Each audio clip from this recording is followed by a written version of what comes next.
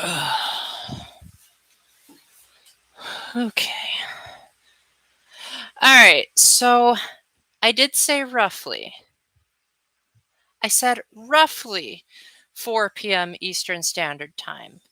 The fact that it was 4:01, my younger self would probably be cringing so much at that thought.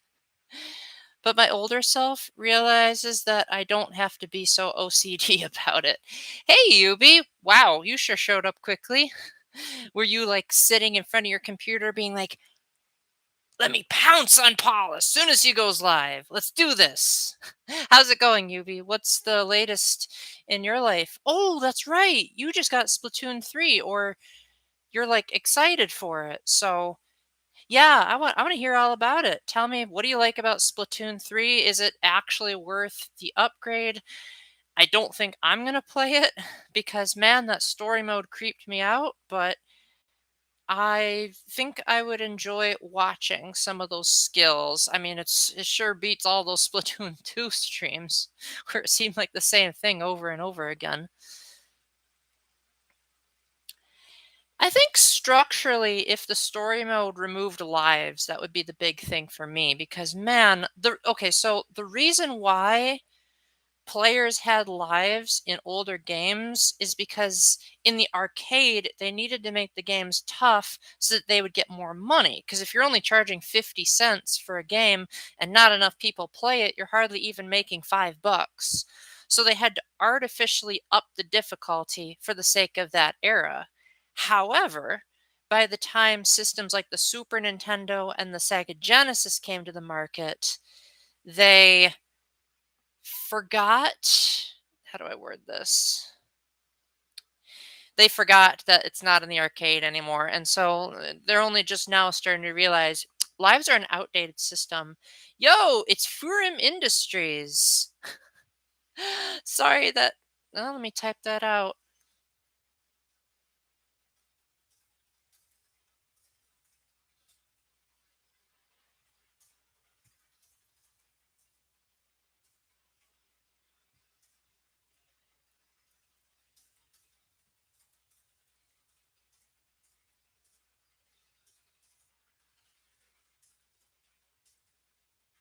There we go. That should help. But hey, that's something. So, Yubi, would you care to tell me how different Splatoon 3 is from Splatoon 2? Do you think it's like a whole new game, or do you think it's just expanded DLC for Splatoon 2? It looks like DLC to me, but that could just be because all the Splatoon games kind of blend together after a while. So, as far as what I've been up to, I started a new game. Why am I drawing a blank? I literally just did it a couple of hours ago. Oh yeah, I started playing Super Mario Galaxy again. Man, that game's music is amazing. Oh, that's neat. So, being able to choose your progress, that is very nice. Previous story modes were a lot more linear. That really stinks. That's what that's what I really like about games like Breath of the Wild and Super Mario Odyssey is they give you the option to move the story along as you see fit. You don't have to feel like you're forced to engage in something if you don't want to. So, like, Kat thought this was really funny. I was comparing progress notes on Breath of the Wild, and she mentioned that, or I mentioned that I looked at my Wii U and it said on my map screen that I only got through 22% of the game. And she was like, what have you not done that makes it so that you've only gotten through 22%? And I think for me, it was because I didn't get most of the Korok seeds and I didn't get most of the shrines and I didn't get most of the side quests. And I think that's one of the main reasons why Breath of the Wild is my favorite game, because it gives you that much freedom to play it how you want to and not feel like you have to be like everyone else. And actually, the game glorifies you having your own self expression. I even have the case for it right here, which also has my Twilight Princess HD disc in it because for some odd reason I seem to have lost the case. That makes it sound like I'm in a courtroom when I say lost the case. So I guess I should say I lost the game case. And there's Breath of the Wild right there, too, if you didn't notice. Oh, I'm doing great, Yubi. Thanks for asking. Besides starting Super Mario Galaxy, I found out that next month I'm going to be starting some Saturday shifts at work, which sounds annoying to the average person, but for me, it's a really big deal because my current job, it's great, but I don't have enough hours in it to support my family. So I'm hoping that the extra hours will really help to give me a bit more finances. Hey, Caitlin, glad you could make it. When I see Kateri Games there, you're making me like more excited to see like your big channel revival. So like I hope I can be there day one and like really be your big supporter because I am so excited to see where you can take that channel. I was just telling Yubi that some big news in my life, Yubi is Voltage the Pichu, by the way, that I started playing Super Mario Galaxy again on my Switch. Yes, I still have Super Mario 3D All Stars. And I am going to be starting some, not every Saturday, but I'm going to be some Saturdays, I'm going to be working another shift at my job because I love my job, but it doesn't give me enough hours. So even just one extra day is going to work wonders on my budget. How about you, Caitlin? Uh, I think I talked to you just yesterday, if I'm not mistaken, but if something came up since then, I'd love to hear what the latest news is. Oh, Caitlin, since you're here, I thought this would be a golden opportunity to show you something that I have that I might have already showed it to you. And if I have, I apologize. But based on our recent Twitter conversation, I think what I'm about to show you will really excite you. And you too, Yubi. I don't know if you'd like the game, but I think you'd be excited at what I'm showing. So I have the physical edition of Doki Doki Literature Club Plus. Now, I already have the game digitally, so you might be thinking, why did you buy it again? Well, the first reason was that I had some extra money on a gift card. The second reason was that I really wanted to support Dan Salvato and Serenity Forge for whatever project they do next. And the third reason is because the physical version comes with some extra goodies. So I've already opened a few of them. I don't know how well you can see it from here, but I have like cardboard cutouts of the four girls. Only Monica and Sayori are really standing up. I had something else. Yeah, it's probably in here. So I have a Doki Doki Literature Club membership card, which is really terrible for writing on. Like I thought my pen was practically broken. It has these stickers of all the girls and some girly props. I'm not really sure what to use them on yet, so that's why I haven't used them. It's not because I don't like them, it's because I haven't figured out where to put them. Then we have a download for the soundtrack, which is kind of pointless because you already get the soundtrack in the game. And then on the back it says load me. I'm sure you know why that's so significant. I also have this business card for Metaverse Enterprises, which is a real website that you can go on. And I kid you not, that website is scarier than everything in the game put together. So if you just go to metaverse.com, here's the link. I'll leave it here in the description. Uh, Metaverse Enterprises.com.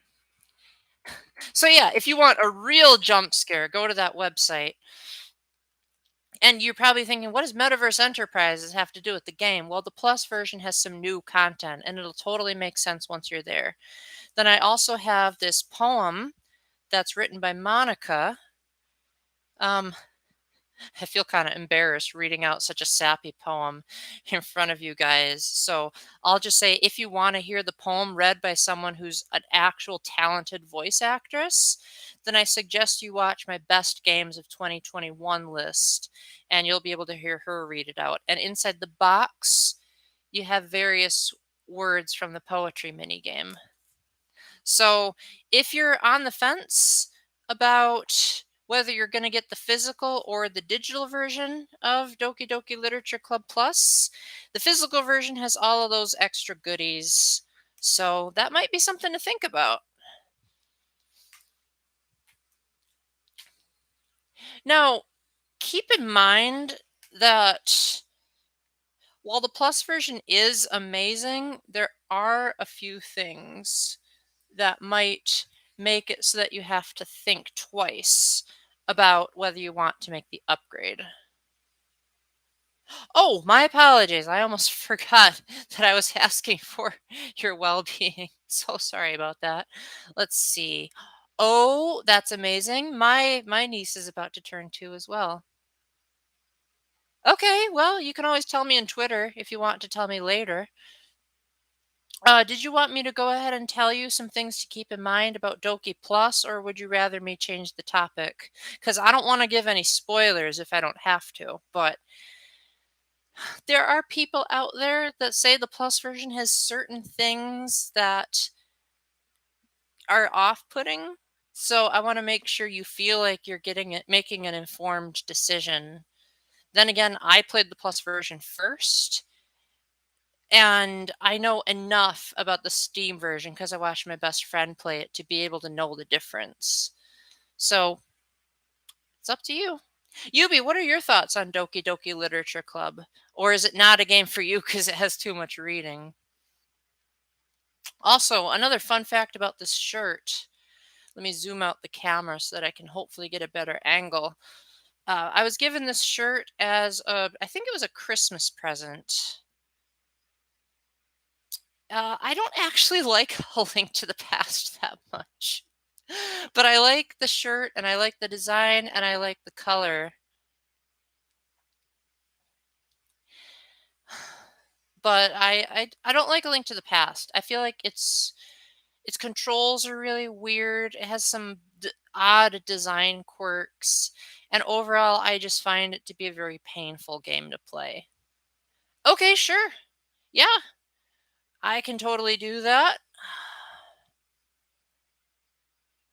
As long as you're aware that the Plus version costs money, whereas the original version is free. So hopefully you don't feel cheated if you weren't told ahead of time what you're paying for. So hope you enjoy it. I enjoyed it a lot. I don't know if I would have enjoyed it as much if I had already played the Steam version. But on the other hand, the new content really meant a lot to me once I experienced it. I know a lot of the internet doesn't agree with me, but I don't think you guys are the internet as far as collective experiences. Like you be if you don't like Millick Meadows, like that's just you being you. But I think if the internet says that something is good or bad, that shouldn't necessarily mean that you have to go along with the popular opinion, if you guys are understanding what I'm getting on about. Because if you take Smash, for example, I was insanely excited when Byleth was announced as a playable fighter. But the rest of the internet was ugh, giving death threats to the director was one of the worst things that they did. And I was like, you know what? I'm entitled to having my opinion. And if you guys want to moan and groan about something, that's your prerogative. But I wish that you wouldn't make it out as though you have to be right. Like, I get it. There's a lot of Fire Emblem in Smash, but Three Houses is a really good game, and it used to be a Nintendo themed crossover, so why can't Nintendo promote their own games? That's a good point, Caitlin. Like, I definitely think that reviews can be very misleading. Like, have you ever played the game Gone Home? That is a game where you do not want to trust the reviews, because I played it and I didn't really like it that much. I liked being able to explore a 90s themed house, and I liked all the little Easter eggs, like finding Super Nintendo cartridges that actually had real Super Nintendo games on them. But apart from that, the story was boring and everything had the same physics, and I don't know, it didn't make a lot of sense to me. And I'm not really the type to make intuitive leaps of logic. Um, but you look at the reviews of Gone Home, and they're saying it's one of the best stories ever told, and it's a 10 out of 10 masterpiece. And I'm like, have you not played Zero Escape? That is way better of a story. Um, do you know if that's a fact that people get paid to do positive reviews? Because I've heard from an insider who used to work at IGN. Her name is Alana Pierce. I think she has her own YouTube channel if you want to check her out. Like, one her biggest thing is that she's explaining what it was like to actually work at IGN, and people asked, were the employees paid to give good reviews to a game that they received a review copy? And I don't think she was able to give a definitive answer, but one thing that she did say was if they gave an overly positive review, it wasn't because they were paid to be positive, it's that they were afraid that it would strain the relationship between them and the publisher. And if the publisher realized that they said nasty things about the game they sent a review code for, then the publishers might say, if you don't like our games, we're not going to send you review codes in the future. So I'd be very curious if that's like a documented case, because I definitely think that's probably what's going on. But if it's not, then I wouldn't want to go to one of these websites and automatically say, oh, they're paid to say what they're saying when that might not be true.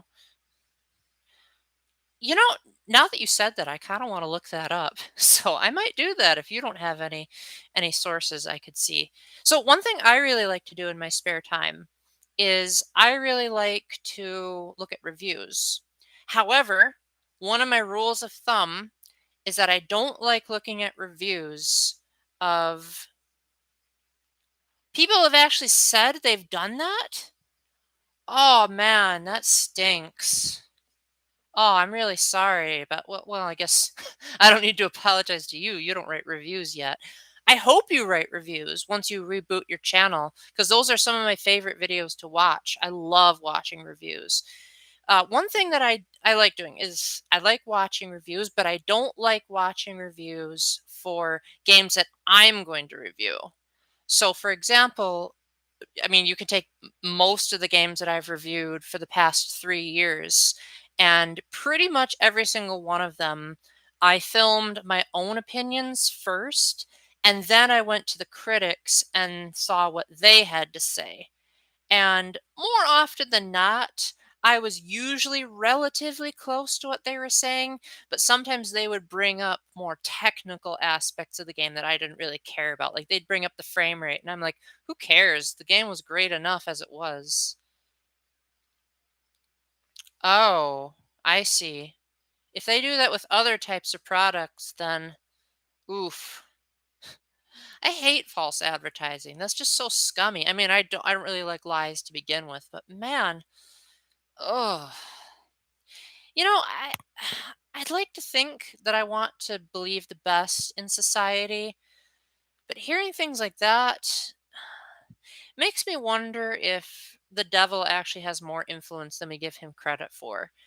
Because I would like to believe that Jesus is so powerful that he could hypothetically make sure that there is not a single person in hell except for the devil and his angels, which we know that's going to happen.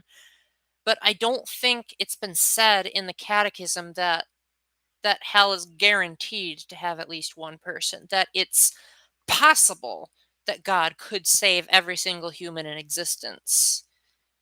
But is that actually possible? Are there people that are so corrupt and wicked that they wouldn't even be able to get past God's divine mercy? Yes, I did know that, Matthew. Not only did I know that, but there's actually, if you look at the Aramaic pronunciation of Joshua, they didn't have a J in their language, so it was pronounced more like Yeshua.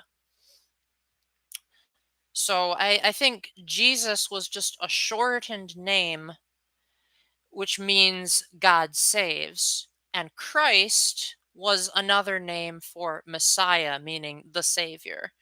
So basically, God saves the Savior, or the Savior is God who saves, would be the general English translation. Anyway, how are you doing? You'll be glad to know if you checked your Patreon notifications that I filmed all the Live Alive stuff. So you can check that out. I don't know how much you'll like it, but I tried. So if you want, you can let me know if there's another game you want me to try out. Caitlin, do you generally play Switch games very much? Because I'd be very curious if you have a game that you'd want me to try out. Then again, from what we've discussed, I think I'm usually the one telling you what to play. But as of right now, I have Mozart Requiem coming in. I don't remember much about the description, but I actually sung in the Mozart Requiem choir in 2018. It may be hard to believe with this voice, but I was actually in the tenor section. Although I was borderline alto, and I'll tell you why I can prove that for a fact. Because while we were singing, I was having trouble with one part of the song. I just could not get the notes correctly. And so I asked the professor, I said, Professor, I'm not used to singing so low in these songs. So, in order for me to hit this note, do you mind if I pretend to be an alto so that maybe I can hit this? And he said, Sure, let's see what you can do. And he said, That's it. That's what I'm looking for.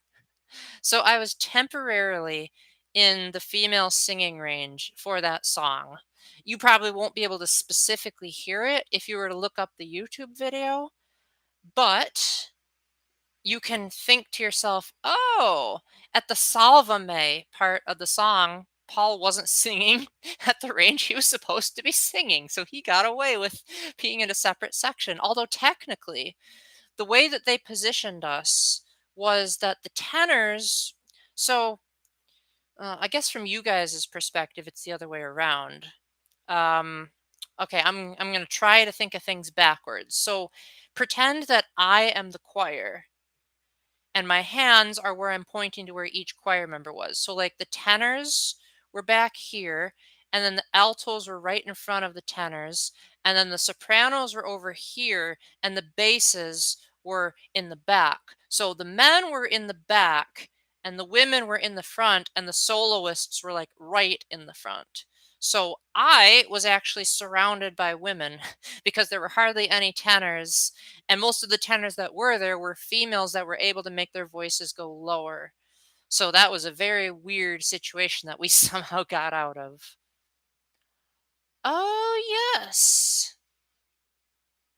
I have played Fortnite and I reviewed it, and that review is horribly outdated. So I might end up just deleting it. No, I probably won't because I like to keep track of every review I've ever done. Uh, and I think, let me double check how many reviews I've done. One of these days I'm going to count because some of my reviews I redid after I got a capture card because I didn't really like the just talking to the camera stuff. I still don't really like doing that, but since you guys like it, I put up with it because I'm not the one making videos for me. I've reviewed 321 games. But one of these days, I'm going to count how many reviews I've done. So for some games, I've reviewed them twice. So my original Breath of the Wild review, I'll count that, and then I'll count my Breath of the Wild footage review, and I'll put them all together to see how many games I've reviewed overall. But yes, Fortnite was one of them.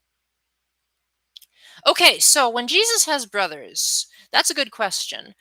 So the thing about Greek is that the Greek and or Aramaic, bear with me here a little bit. There's a lot of things that are said in that language that are meant to be either hyperbolic exaggeration for the sake of proving a point, or the translation is ambiguous, meaning that there's multiple ways it could be translated. So, one of the best examples of Greek hyperbolic language is when Jesus says, "You must hate your mother and brother and father, and your you must hate your mother and father and brother and sister to be my disciple." Obviously, Jesus isn't actually saying to hate your parents, because then he'd be contradicting himself. Because we believe that he is one with God, and therefore he wrote the Ten Commandments, which says, "Honor your father and mother." And he himself, when he was speaking to the rich young man, when the rich young man said, "What must I do to be saved?" He said, "You know the commandments." And even though he didn't quote all of them, one of the commandments he quoted was, "Honor your father and mother." So that's an example of where Jesus, in that case, the word hate is meant to be, "You must put me way above your mother and brother and father and sister." Like, as much as you love your family, you have to love me meaning Jesus, not me, me meaning Jesus, infinitely more. So, brother is a term of endearment in the original language. So, the word could mean literal brothers, but it could also mean family members, and it could also mean close friends.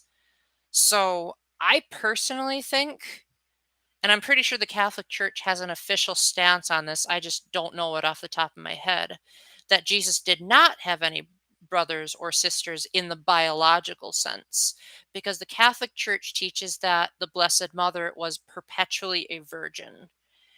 And if a perpetual virgin had another kid through the Holy Spirit, I'm pretty sure, if I'm remembering my theology correctly, that that kid, because the Holy Spirit was her spouse, would have also been holy and immaculate and the Son of God.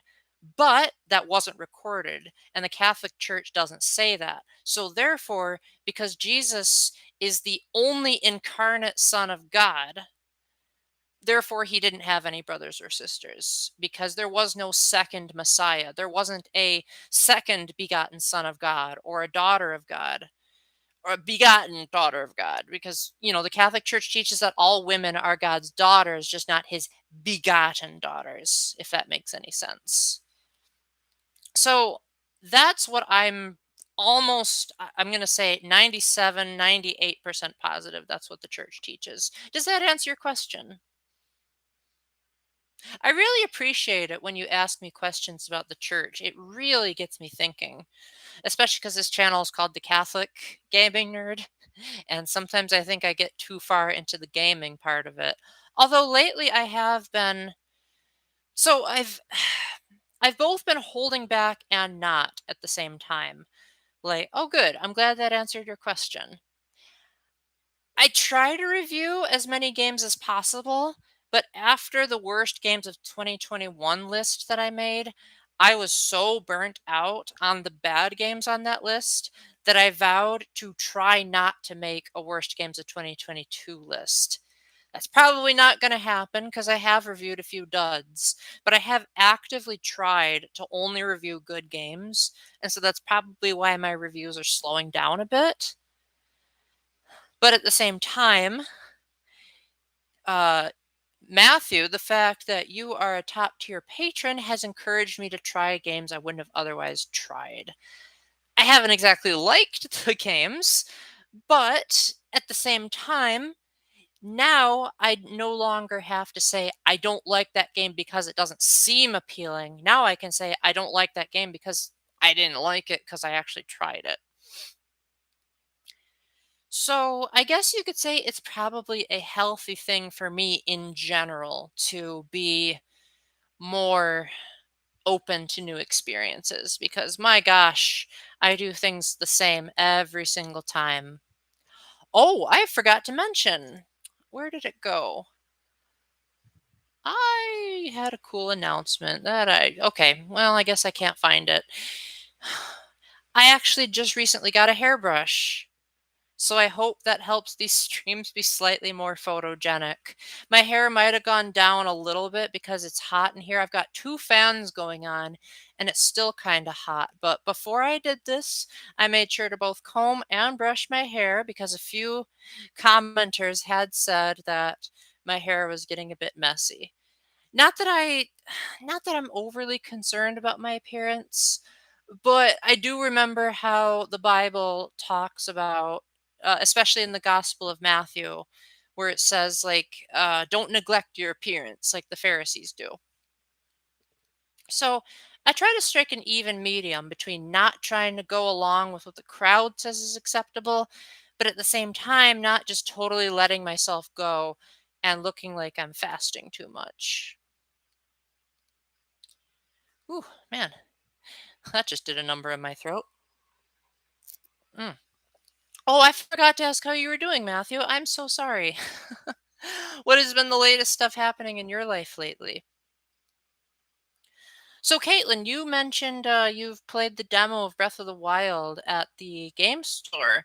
I would be very curious if you could tell me about your experiences with that, because Breath of the Wild is my favorite video game. Are there any jobs? Oh, I see. You got a new job. The books that the church considers canon outside the Bible. It depends on what you mean by canon, because there are books that are.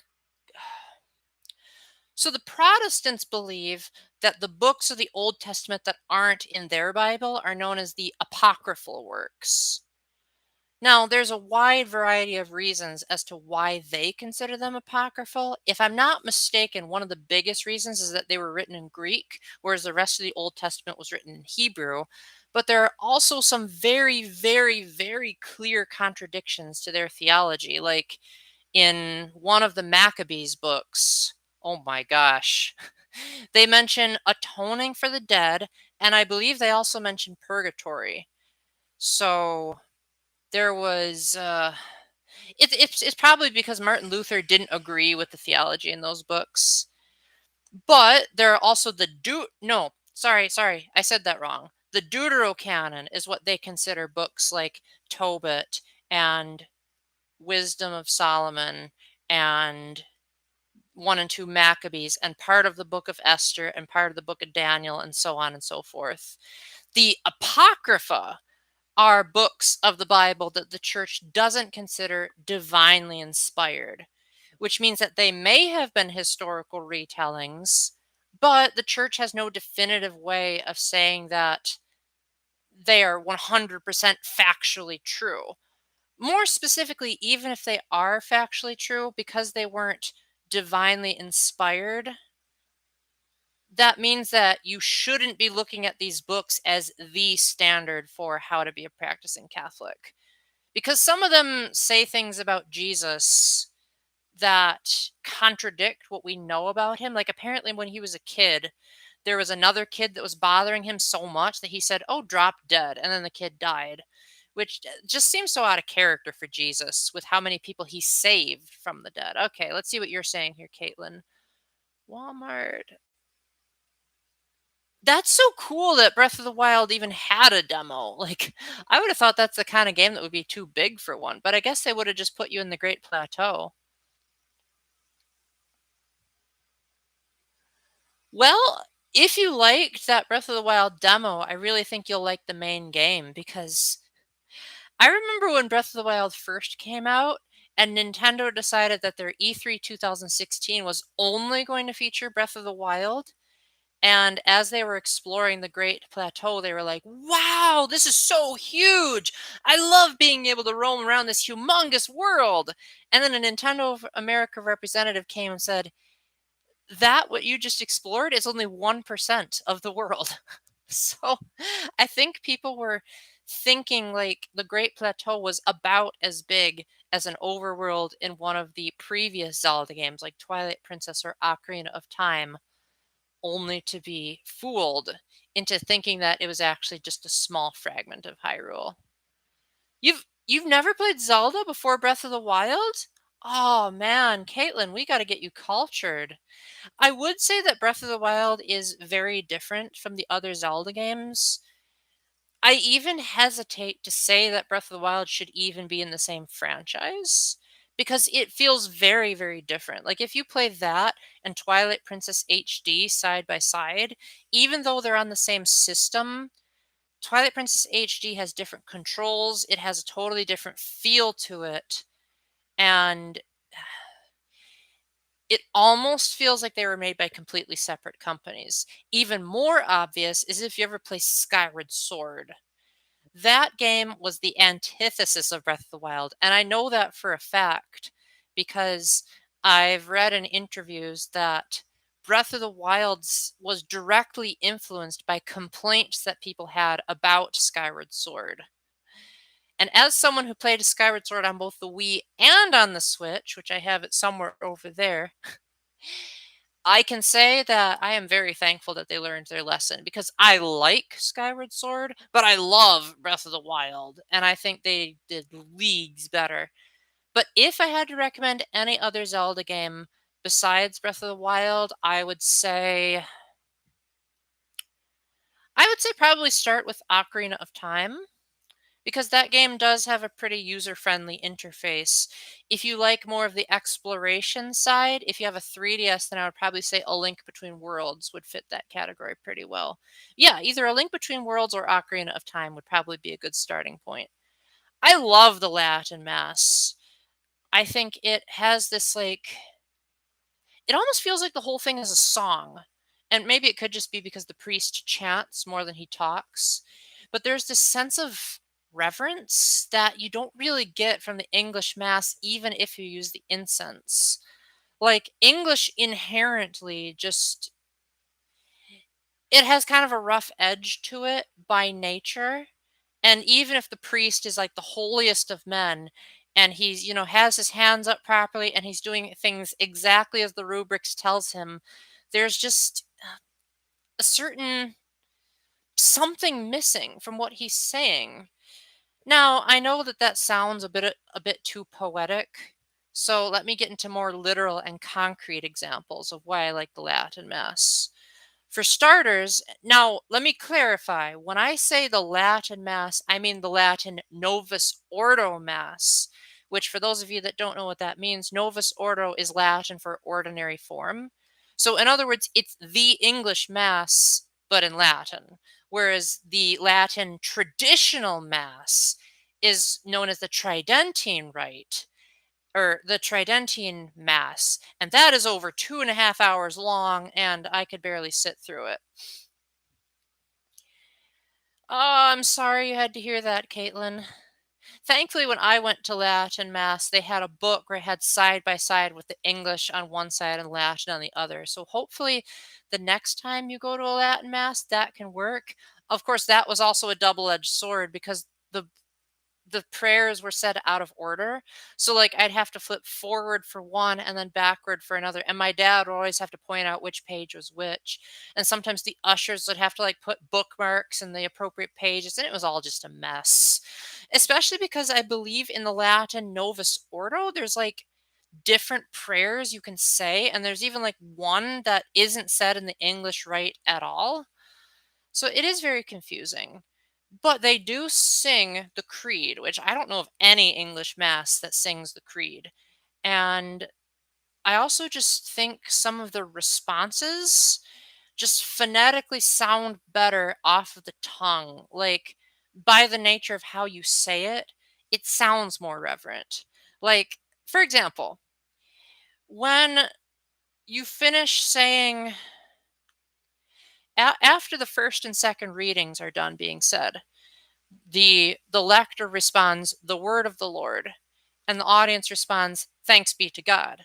However, sometimes the audience doesn't know how to say "Thanks be to God," and sometimes they might say like, "Oh, thanks be to God." So it how do I word this? Like, it can come across as though you're saying, "Oh, thanks be to God that this long and drawn out reading was over." And I think one time the priest at a mass I was saying literally did say it like that because it was a very long reading. But in the Latin, the lector responds verbum domini, and the congregation responds Deo gratias. So it sounds a little bit Spanish, but at the same time, like, you can't really sound bored when you're saying Deo gracias unless you really don't know how to pronounce your Latin, which you'd be like Deo gracias or something like that. But when you're saying it with everyone else, you sort of have this tendency to match the crowd. And so, because everyone else knows how to pronounce Latin, you're like, Deo gratias. And it has more of an appreciation vibe to it. In the same way, when you say the Lamb of God, it just sounds more phonetically pleasing in Latin. So, for example, the Lamb of God goes, Lamb of God, you take away the sins of the world, have mercy on us. It sounds like I'm bored when I'm saying it like that. But in the Latin, it goes, Agnus Dei qui tollis peccata mundi, miserere nobis. Now, the miserere part sounds like you are being miserable. And so as a result, it's saying, have mercy on us, we miserable sinners. So it emphasizes the fact that if it wasn't for Jesus being the Lamb of God, he would be in big trouble. But in the English, it's just like, oh, Lamb of God, that's cool. So yeah, if you really know what the Latin is saying, then it adds so much more power to the mass. Hey, Jovel, I'm glad you're having fun with Splatoon 3. I'm definitely not going to rent it, but if you guys are happy with it, then that makes me happy because it's about time to see Nintendo pumping out some effort in their games. We were just talking about the Latin Mass, so I bet you have no clue what we're talking about. Well, if you ever have any questions about what the Mass is like, you can always ask anyone here, because I'm pretty sure everyone else is Catholic, so we all have experience with um, the. I guess you could say the Mass for Catholics is going to church for everyone else. The reason we call it Mass is that it's based on the Latin phrase missa, which means to dismiss. So we're naming our Mass after literally saying, see you later, bye, get out of here. Because the point of the Mass is that we're receiving our Lord both from the readings and also physically from Holy Communion. And then the grace that we've received from that is going out into the world. So that's why in the English it sort of loses a little bit of its meaning when the deacon gives his final declaration. When he says, like, the mass is ended, go in peace, it sounds like he's like, oh, finally, the mass is ended. I forget how he says it in Latin, but I imagine it's probably way more reverent than that. Well, Latin and Spanish have a couple of similarities. Like, for example, the start of the Gloria. Now, in English, we start out the Gloria by saying glory to God in the highest. However, in Latin, the opening phrase of the Gloria is Gloria in excelsis Deo, which you may be thinking, oh, wait a minute, that's a Christmas carol. And you'd be right. That is what the Christmas carol is saying. Glory to God in the highest. Now, I don't remember the rest of the Gloria offhand. If I were to see like lyrics of it, I could probably recite it to you guys In fact, I actually am going to look that up right now. Uh, Latin Gloria.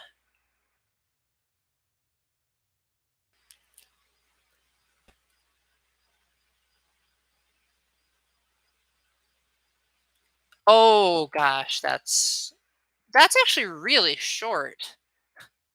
I thought it would be so much longer. Okay, so one thing to keep in mind is that in Latin, the way that words are said they're very exuberant. So that's why in the English retranslation of the Latin Vulgate in 2011, that's why the Gloria has a lot more phrases that say we, verb, you. So we bless you, we adore you, we glorify you. As you'll see in the Latin, that part says, Laudamus te, benedictimus te, adoremus te, glorificamus te. Like, these are very over the top, exaggerated word. Gracias agimus tibi propter magnam gloriam tuam, Domini Deus, Rex Celestis, Deus Pater Omnipotens. The Celestis, of course, means heaven. So that's where we get the heavenly king. Rex meaning king. Domini Filii Unigenti, one in being or consubstantial. Iesu Christe, Domini Deus, Agnus Dei, Lamb of God. Filius Patris. Filius, as you recall, is Latin for little, but in this case is meaning son because Patris is right after, meaning like little one or son of the Father. Qui tollis peccata mundi, that's part of the Lamb of God prayer. Miserere nobis, qui tollis, it's repeating itself. Susipe deprecationem nostrum, that was a mouthful. Qui seres et dexterum patris, a lot of have mercy on us in there. Now, one more sentence, and then I'll spare you guys the agony if you don't like this. Quoniam tu solus sanctus, sanctus meaning holy. So in the Latin, the holy, holy is the sanctus sanctus. Tu solus Dominus, tu solus Altissimus, Iesu Christe, cum sancto spiritu in gloria Dei Patris. Now, you might be thinking to yourself, how do you know how to pronounce Latin so good, Paul, when you're a native English speaker? The reason is because I was in a choir singing Mozart's Requiem. And Mozart's Requiem was written primarily in English, except for The Lord Have Mercy, which was written in Greek. So in the Greek, Lord Have Mercy is Kyrie eleison. While I was trying to sing, the professor was very insistent that when we sing, we did not sound like Americans. He wanted us to sound like we really were fluent Latin speakers. So he taught me, excuse me, he taught me a little trick to say Latin more natural. He said, what you have to do is you take your bottom teeth and you press your tongue as hard as it's really hard to speak English with that method, but you press your tongue against your bottom teeth as hard as possible so that when you're about to say something that maybe has more of like a rolling of the tongue or a certain phrase that would sound weird in English, your tongue just naturally like just lonks upward, and that sort of creates that vibration that makes Spanish users have such a different tone in their voice. So there's your Latin trivia for the day. Oh man, but even looking outside the language differences, like every Latin mass that I've ever been to just had more of that tone of reverence. Like one of the churches that I went to, they even had a procession to the staircase where the priest would be on this high platform speaking above the crowd while he was reading the gospel acclamation. Whereas the first and second readings were done just at the regular old ambo. Sorry if I'm confusing you a lot, Jevel. I just wanted to show off my Catholic trivia a little bit. Not show off as in bragging, just like talk about some of the things that I like about my faith. Yeah, I think a lot of people who aren't Catholic have the impression that Catholicism is bad or boring and ritualistic. I would argue the opposite, that Catholicism is actually less boring and ritualistic than some of the other religions that I've heard of. Because, first of all, the Protestants believe in the ironies that they're using Latin here. The Protestants believe in a doctrine called solus scriptura, which means Bible alone, meaning that the only source of inspiration and infallible credibility for them is the Bible. And so, therefore, there's a lot of things that are misinterpreted. But in the Catholic Church, because we also believe in sacred tradition and the magisterium and the catechism, we're more free to do more things because we know what's right and wrong automatically, as opposed to trying to guess what's right and wrong based on ancient text that was written for like 1 AD. Huh, force mass times acceleration. That's pretty funny. Well, as I said earlier, Jevil, mass is from the Latin word missa, which means dismissal. So it's asking us to go forth and do something about what we learned. Kind of like how after you go to school, you don't just sit there and stay in school. You go out and you get a degree or a job with what you learned in school. What was I saying? Oh, yeah. So boring and ritualistic. If anything, it feels like we're free from the rituals because they would take certain passages and interpret them so literally that we Catholics would feel more free. So, like, they might take the passage where it says, all have sinned and fallen short of the glory of God, and think, no, no, no, no, that's not a good enough verse. They might take the verse where it talks about the 144,000 that were saved in the book of Revelation and take that as meaning only 144,000 people are going to get into heaven, and then have this extreme panic attack about which one of them is going to get in there. We Catholics realize that the book of Revelation was written in what's called apocalyptic literature. So it wasn't meant to be taken 100% literally, and in fact was written as a response to fleeing Hebrews who are being persecuted by Nero, the Roman emperor.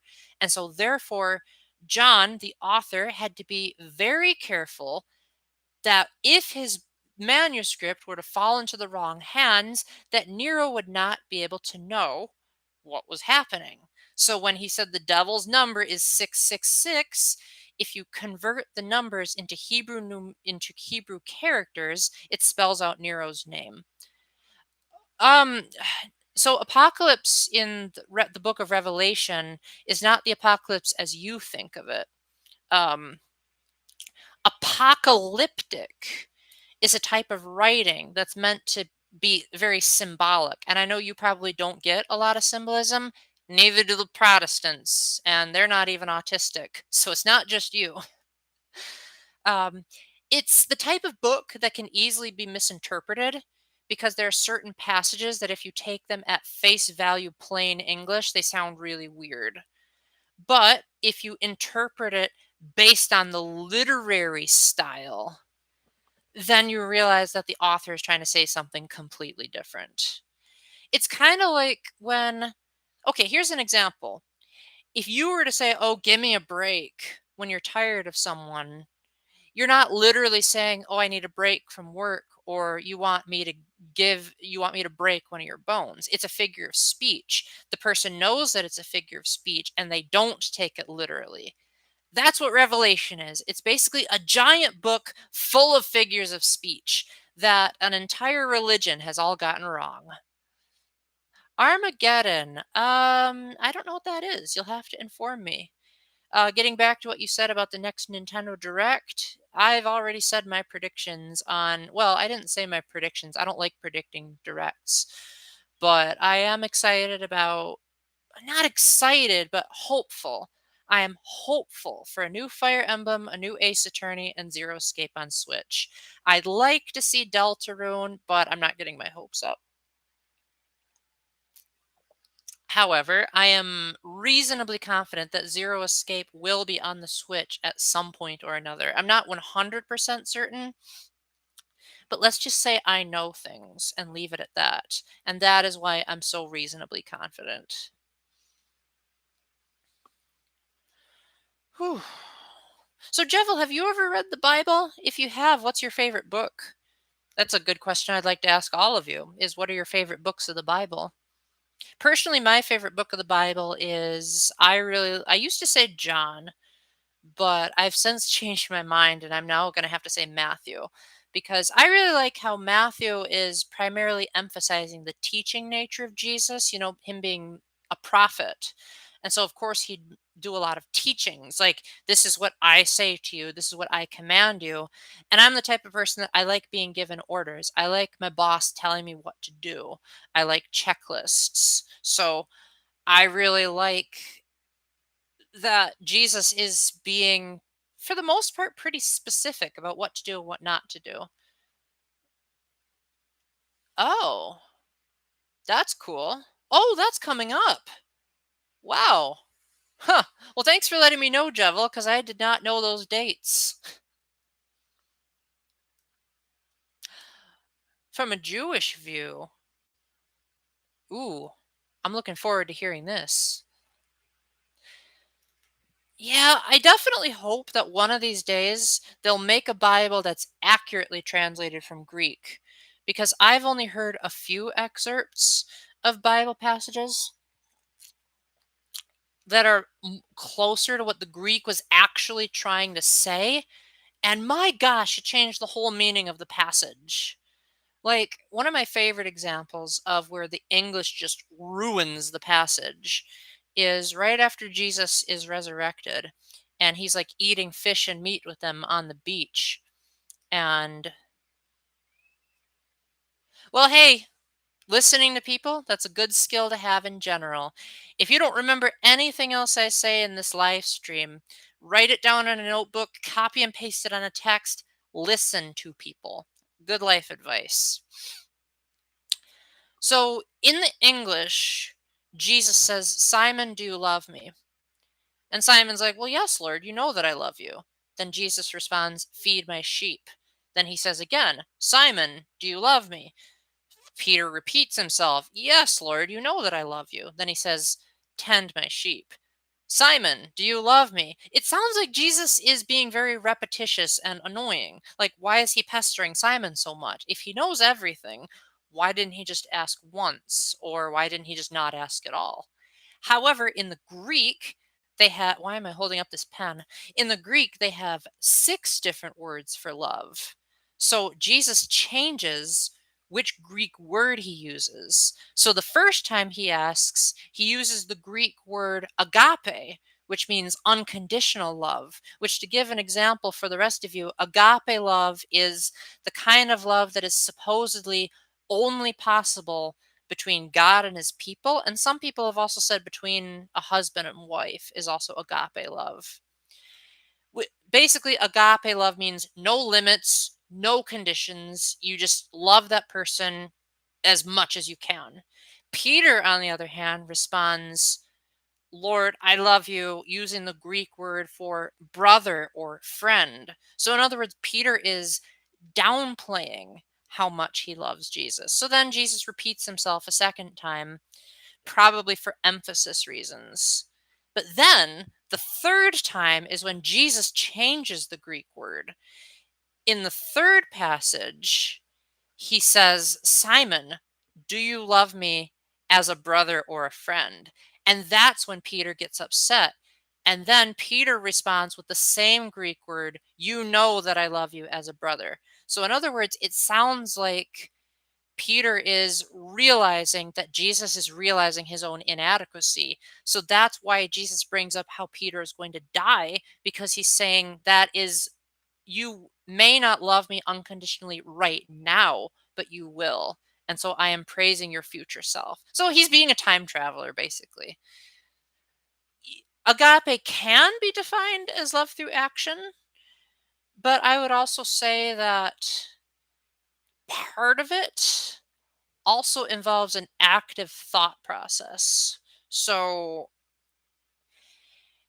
you have to constantly tell your brain yes to the other person's needs. Now, keep in mind that being nice to someone and loving someone are very different things. So, a husband and wife, maybe if one or the other is being unreasonable, agape love might require being tough and saying, no, you're wrong. But that in and of itself is still love.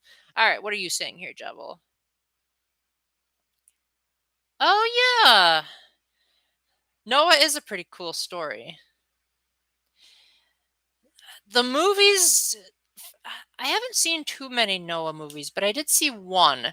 And the one movie that I saw was terrible. It tried to confuse the story of Lot escaping from Sodom and Gomorrah with Noah's story, even though they happened several generations apart. Not only did Lot supposedly exist at the same time, but Lot and a select group of his friends survived the flood, And then he openly admitted to Noah that he converted to the bad side. So then Noah and his family had to wage war against the survivors of the flood.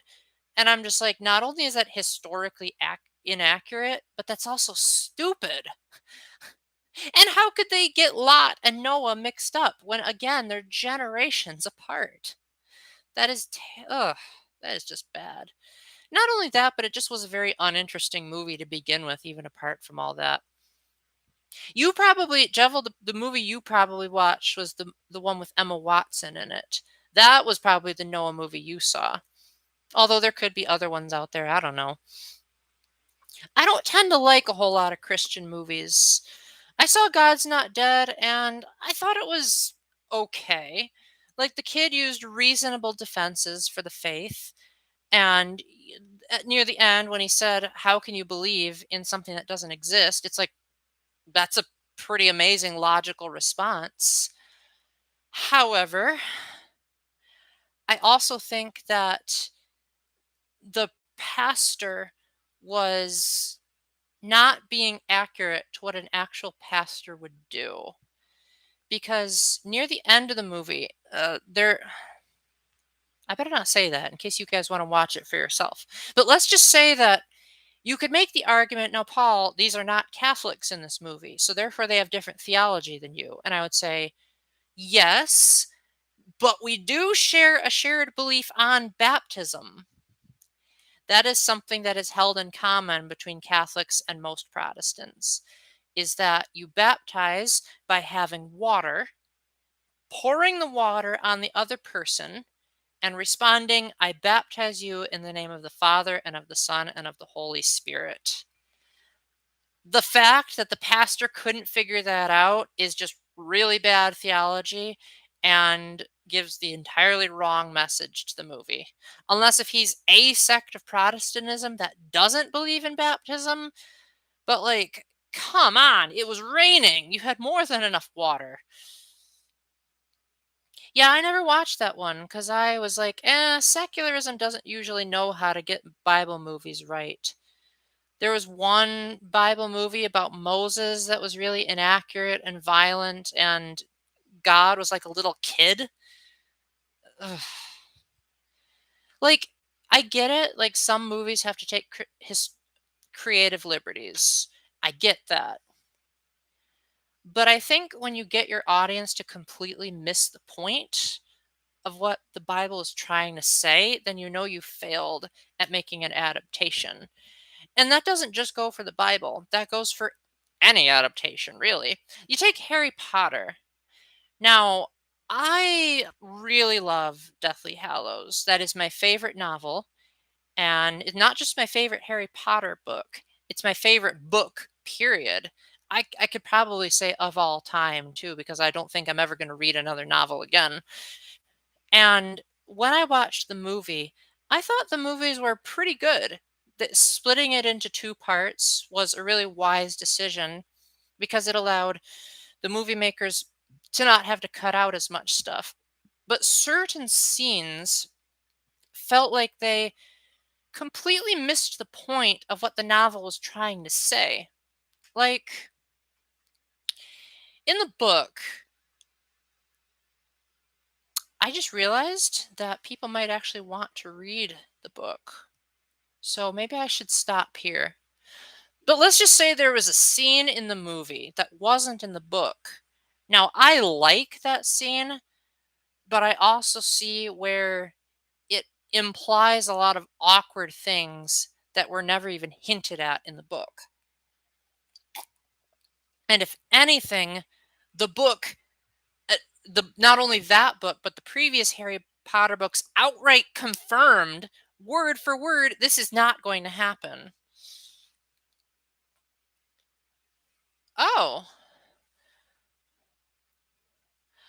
Well, I've never watched The Simpsons, but I've heard weird things about them. So, and even if I didn't hear weird things about them, I probably wouldn't watch them anyway because I don't watch much TV.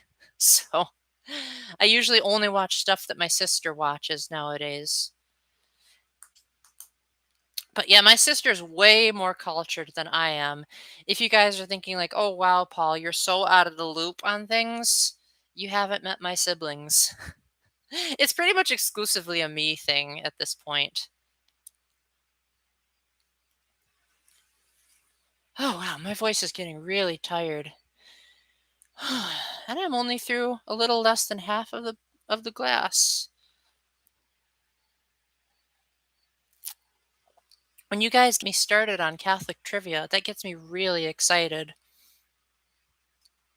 Because as much as I like talking about video games, I like talking about the faith so much more.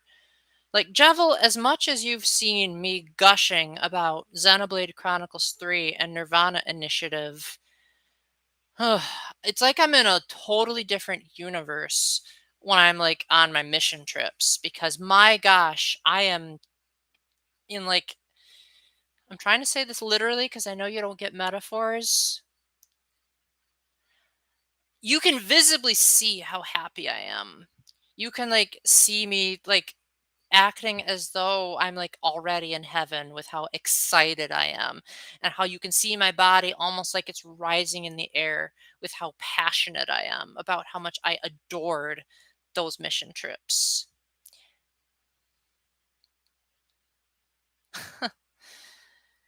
Well, again, well, I won't get into that discussion. But yeah, I don't really like spoilers either, Jevil. So if I don't like spoilers, it would be hypocritical of me to spoil something. So I think if you think I'm spoiling something, then that means you don't trust me. And I would like to think I'm a trustworthy person. Have I played Castlevania? Yes, and I didn't like it. But I only played the first one. So I might have I probably could have done better if maybe I played the later games. But generally speaking, Metroidvanias just aren't really my thing. I Oh, hey, Husky. I should be asking you the same question because I haven't seen you in eons. Where have I been lately? I have, if you mean that literally, I have been working 3 days a week. I'm hoping that it'll be four this next month. I am playing more video games as usual. My latest game that I reviewed is Xenoblade Chronicles 3. I have a Patreon, so there have been a couple of exclusive videos for people that are paying a little bit. Because, hey, you help me pay my bills, I help you. Uh, it's actually not that great, Husky. I hardly make any money from it. So I wish I could work way more than that. I definitely am hoping that if this fourth day doesn't work, that I can get a second job somewhere. Yes, I am able to chill a lot. Hello there, Alberto. I think you forgot that my name is Paul. So you can call me that instead of just Catholic. Yes, I do find a lot of time to enjoy life with my current work schedule. I do still try to find time to, play games for a little bit, watch my YouTube videos, keep in touch with my friends and my streamers. I'd like to think that I do a good work life balance. People on Discord would probably disagree with me, but I personally think I balance it out really well. The special video, which one? Because I have like three that I have planned. 6 days a week. That does sound pretty rough. Oof, that's sad. You should, well, I shouldn't really give you advice. I'm not your father.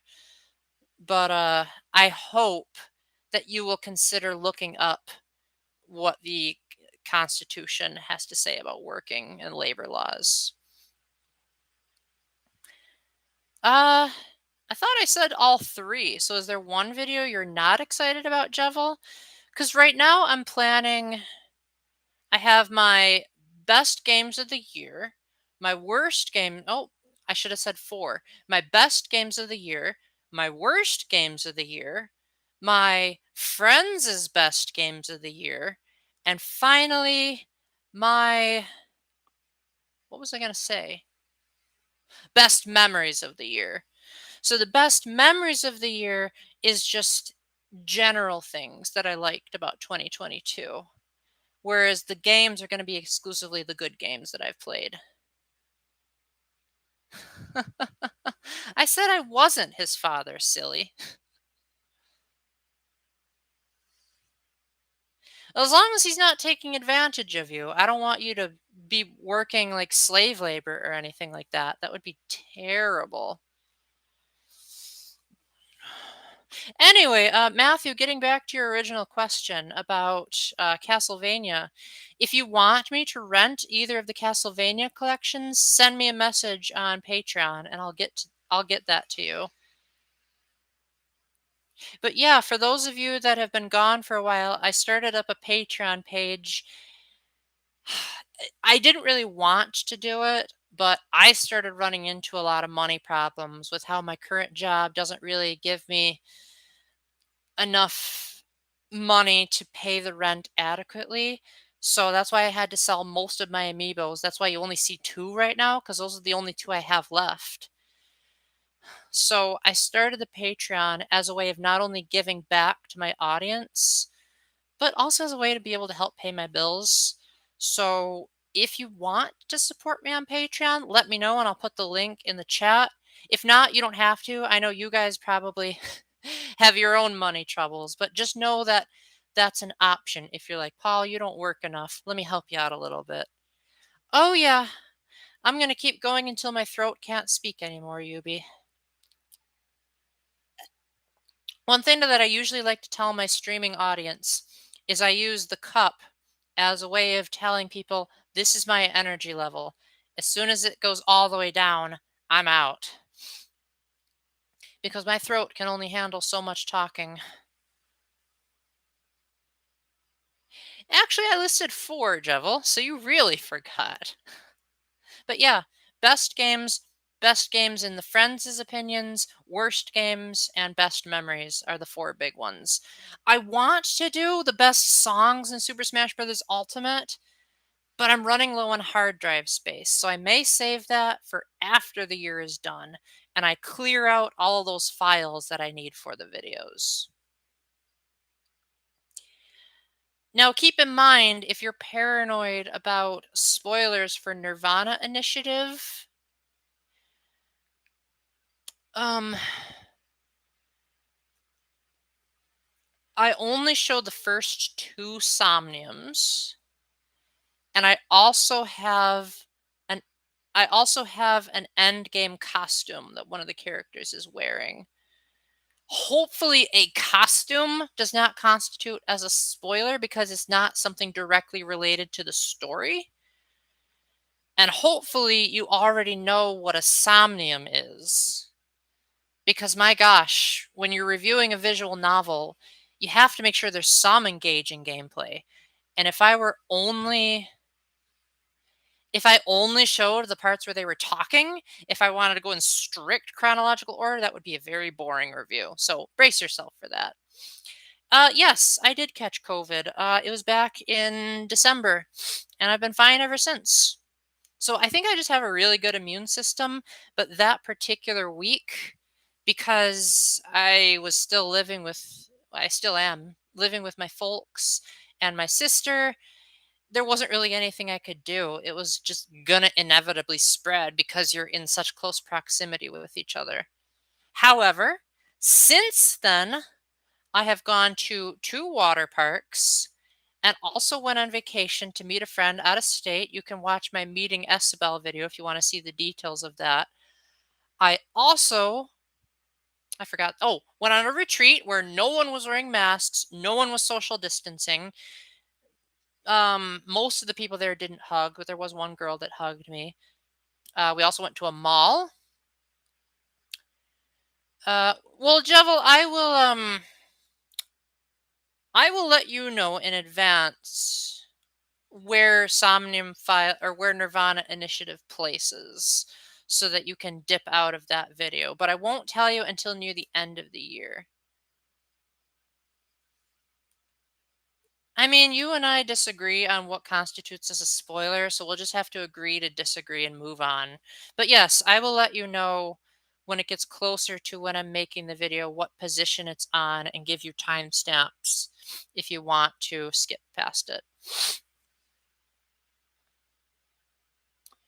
Is that actually true, Husky, or is that just a rumor? Because um I don't like to entertain rumors if they're not 100% true. That's why I don't like to believe leaks about, like, oh, guess what, guys? It is leaked that Nintendo will announce Zelda HD remasters. I'm like, nope. I'm not going to believe it until Nintendo actually announces it. Because Alana Pierce was fairly certain that there would be a Nintendo Direct. I believe she said August 27th, and there wasn't. So they can be wrong. And just because the person is credible and has made good guesses in the past doesn't mean, oh gosh, I don't want that kind of joke here in my chat. So please try to keep this PG.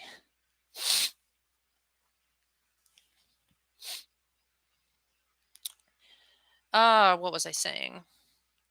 However, I do think that there is a type of rumor that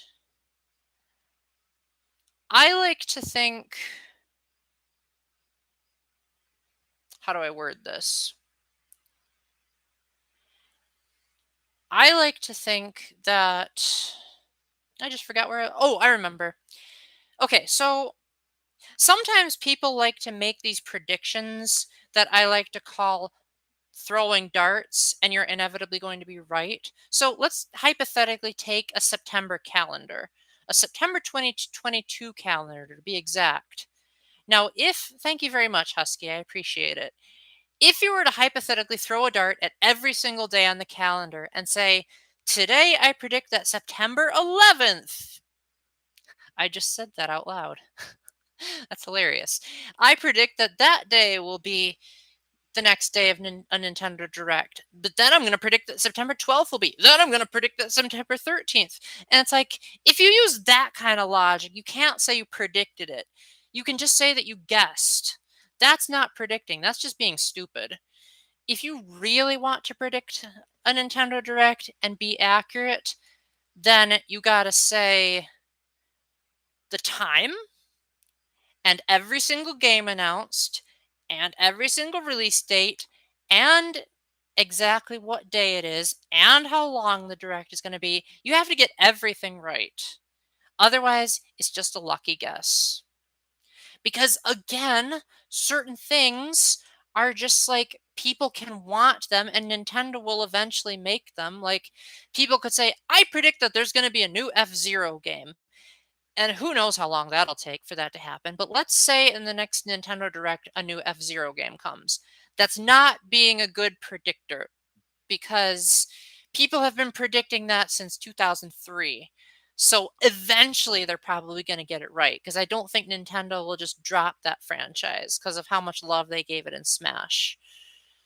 So I don't know. I just think the whole rumor mill is just stupid. A sick watch meaning a good watch? I have a cool watch too, but it wasn't given to me by my girlfriend. It was given to me by my job coach. I almost forgot about 9/11, Jevil. I actually saw part of it. No, I better not say that. Um, the thing about September 11th is I think at the time people thought that America was like this invincible country, that because we weren't a bunch of third worlders, that we were like so totally immune from all like terrorist attacks or anything like that. And after that happened, people were like, yeah, nope, America is definitely vulnerable. So we got to tighten up the security. And not only that, but America managed to catch COVID. Normally, when you think about like a terrible pandemic, well, pandemic, the word pandemic means a global outbreak of a virus. Ironically, I heard the word pandemic in Zero Escape before I heard it in real life. So, if it hadn't been for that game, COVID would have been the first time I would have heard that term. But, like, there are certain things that other countries have that America just doesn't have because they have so much more advanced technology, but yet they still caught COVID. So I think that was another big, like, second September 11th for a lot of Americans because they were like, "Yeah, we're not immune from a deadly virus that's killing thousands of people." Oh, Matthew, I almost forgot about your question. But you asked me who was my favorite apostle. I am so sorry. My favorite apostle, that's a good question. They all kind of blend together. Probably Peter, because he says the most stuff.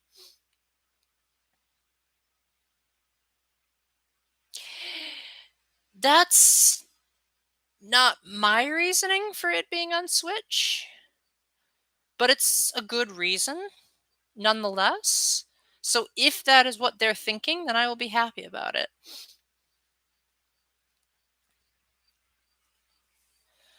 I don't I don't think this particular direct will announce Zero Escape on Switch because it seems like it's too soon after Nirvana Initiative, which was written by the same guy that directed and wrote the Zero Escape games, so probably not. They might need a little bit more time, but I wouldn't be opposed if it did happen.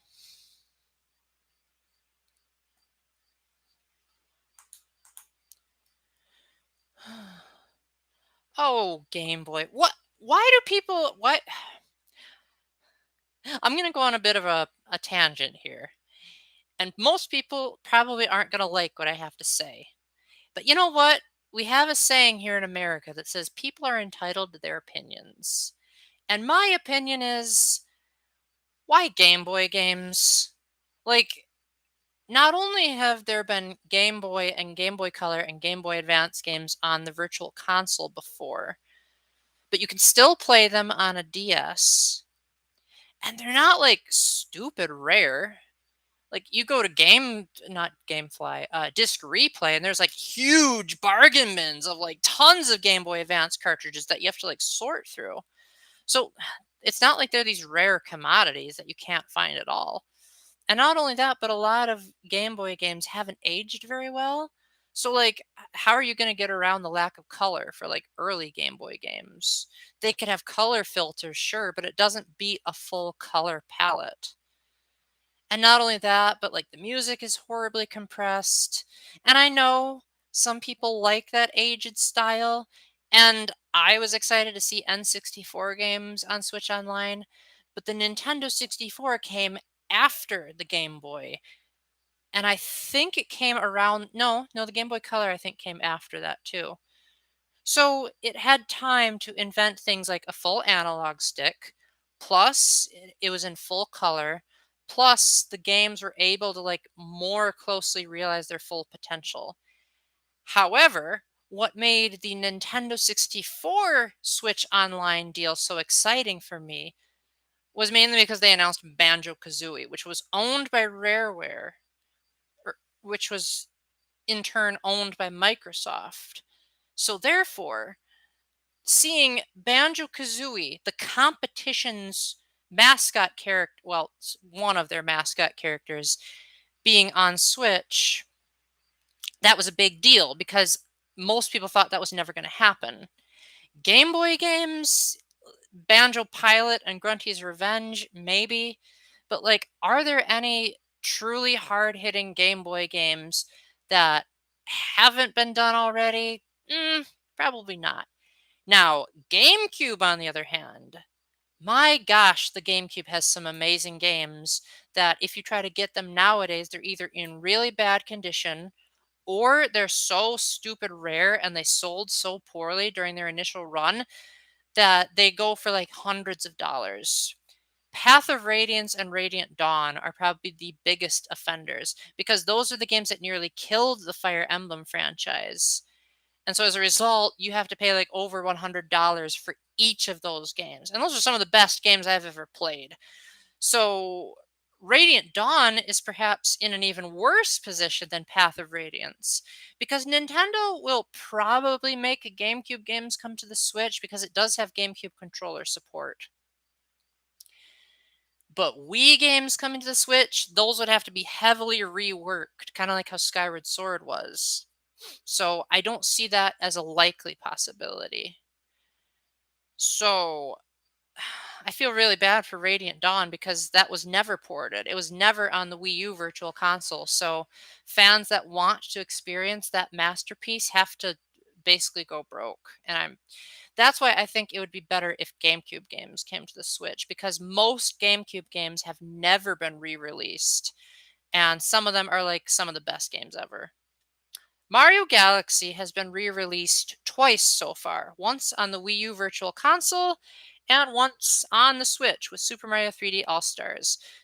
Galaxy 2 was released on the Wii U Virtual Console. But seeing as the Wii U is about to die and Super Mario 3D All-Stars is unlisted, now would be the time to put them in a more accessible form. Okay, what were you saying, Javel? Yeah, Mario RPGs, I have hit or miss feelings about them. I liked Bowser's Inside Story, but I didn't like most of the other games. One thing that's also really unfortunate about Super Mario Galaxy 2 is that, how do I word this? My Wii remotes are kind of dying. And not only that, but my Wii like died mysteriously, so a lot of my data just disappeared. So I haven't been able to do a proper re-review of that game because it's just been too long. So of all of the 3D Mario games, Super Mario Galaxy 2 and Super Mario 3D Land are the only ones I haven't done video reviews for. In the case of 3D Land, I don't think that'll ever be ported because that game was like designed around the 3D, and I don't know how you would get around that very adequately unless you added like camera controls, but then you would more or less have to turn it into Super Mario 3D World at that point. Mario Galaxy 2, I have heard the stories about that game's development, and I have a feeling Nintendo wants to forget about that. Smash doesn't really count because Smash has a spirit battle that's based on a Virtual Boy game, so I think Smash is just like the exception for things that Nintendo allows. Whereas like their mainstream games, they have like ridiculously strict parameters. Like in the recent Paper Mario games, ever since Super Paper Mario, they haven't been allowed to make new characters basically. Like all of the characters that exist are like other Mario bad guys that just have a different name and they call it a day. Like, my gosh, in Super Paper Mario, you were borderline in an abstract painting with some of those characters. Thousand Year Door would be great to see re-released. And I've never played Pokemon Coliseum, so that would be nice for me. I would love a Kid Icarus Uprising remake. I just don't think Masahiro Sakurai will do it. Because he mentioned that he wasn't even thinking about making an Uprising sequel. So if he doesn't want a sequel, he probably won't make a remake either. But I do feel like a remake is necessary because so much stuff in Smash is based on Uprising. Even the difficulty system is based on Uprising. And I think people deserve to see how Pit was brought back into the limelight, especially as even before he worked on Smash, silly me, Kid Icarus Uprising, Masahiro Sakurai brought back Pit in Super Smash Bros. Brawl after he hadn't appeared in a game since the Game Boy. So, after that revival, that sort of inspired him to make Kid Icarus Uprising. Yes, I did know that, Jevel. That is really cool that Sakurai has a YouTube channel. Doesn't sound like my kind of channel, but if there are aspiring game developers out there, I can't think of anyone better to teach them than the man that made my second favorite game. Not only did he make my second favorite game, but he was given an early build of Fire Emblem Three Houses and Breath of the Wild so that he could get the references to both of those games in the game. So therefore, that's how they were able to be so accurate to the source material. And it probably also explains why God Shattering Star and Funeral of Flowers aren't among the songs that were picked. Because I have a conspiracy theory that when the Smash team was making the DLC for Super Smash Bros. Ultimate, that they didn't have much time to play Golden Deer or Black Eagles. And so as a result, that's why all of the music tracks in the Byleth DLC are all listenable in the Blue Lions route. Not to say they're exclusive, because you can hear Apex of the World in one of the Black Eagles routes.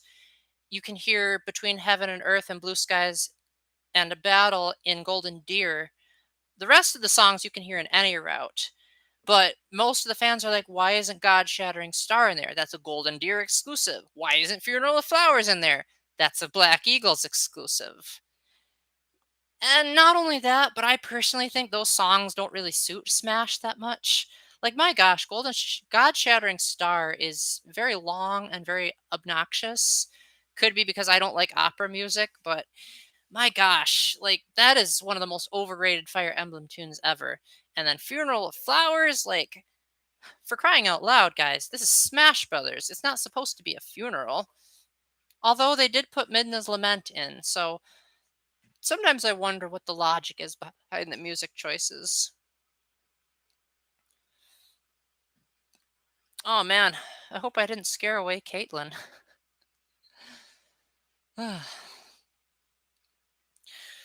So, what was I gonna say? After Splatoon 3's hype has died down, Jevil, what are you looking forward to next? Because the thing I've been. Okay, that's good. Just wanted to make sure I didn't scare you away, Caitlin. That's good.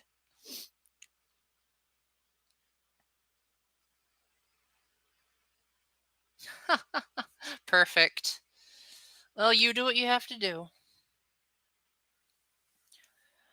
See, the thing about being excited for upcoming games is I always wonder, how do you preserve a lasting impact? Because I feel like games like Fire Emblem Three Houses, I was excited about it when I first played it. And I still continued to play it for quite a while after it came out. And then when Three Hopes came out, it reignited that passion. But then now, whenever I even joke about the possibility of someone playing Three Houses or streaming it, I'm like, oh my gosh, I am so excited about this. But then you take other games that I've seen you all get excited about that I wasn't, and the hype dies down almost immediately. Nintendo Switch Sports is one of the prime examples of this hype factor. My gosh, you guys are so excited about that game. I was pretty skeptical, and it turned out that that game got terrible review scores. Most people either hated it or only just tolerated it. I couldn't even play the game because my controllers wouldn't update. And now hardly anyone talks about it. So that's an example of where the hype backfired. Now, I'm pretty sure Splatoon 3 won't suffer that same fate because it seems to be a multiplayer, online only, unless you count the story mode, shooter. And so as a result, it naturally has a legacy because it's a shooter. But I'm just curious if, like, you guys will still be talking about Splatoon 3 even after something else big comes along. So that's why I'm asking you, what are you looking forward to next that is confirmed to be coming? I know Deltarune is. Yeah, you probably would say Deltarune. Is there anything else besides Deltarune? It is. Finding that secret boss does take a little bit of brain power. I won't say how to get to him, but I had to look it up. So if I had to look it up, you probably will too, unless you're much more intuitive than I am. Oh, you're looking forward to Mario and Rabbids too? Oh yeah, that's a good one. Oh man, I never actually thought there would be a Mario plus Rabbids sequel. I always thought that was a one-off deal. Like the Mario plus Rabbids Kingdom Battle didn't give off the impression that it was a to be continued. It gave off the impression that it was a finished story. Sure, they had Donkey Kong DLC, but that didn't really give a cliffhanger ending either.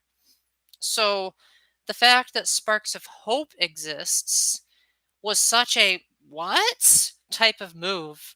And those are the kinds of things I really like to see in Nintendo Directs. One of my favorite surprises that Nintendo has ever revealed, not favorite games, favorite surprises that Nintendo has ever revealed, is when they announced Cadence of Hyrule. My gosh, there was an indie presentation, and I'm normally not one for those indie presentations. I'm like, oh gosh, not another one of these games that are so abstract that I just can't figure out what they're even saying. And then they said, "Do you hear that beat?" And they're playing like the Link's Awakening overworld theme, and I'm like, a Zelda game is an indie? And I just loved that shock factor of seeing that out of nowhere, an indie game that was based on Zelda was being announced. And I hope Nintendo does more things like that.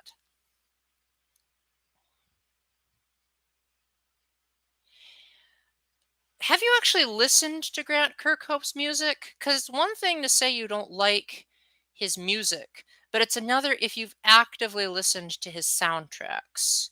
Because he has a very distinct bouncy style to his music that has the Grant Kirkhope touch to it.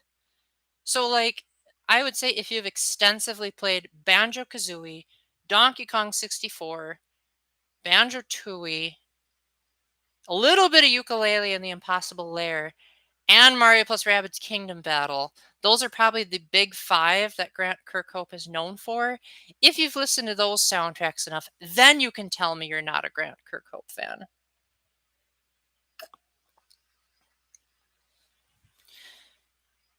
But yeah, Grant Kirkhope did such a good job on the Peach's Castle remake in Mario plus Rabbids Kingdom Battle that that's what inspired Nintendo to reach out to him to do the Spiral Mountain remix in Smash.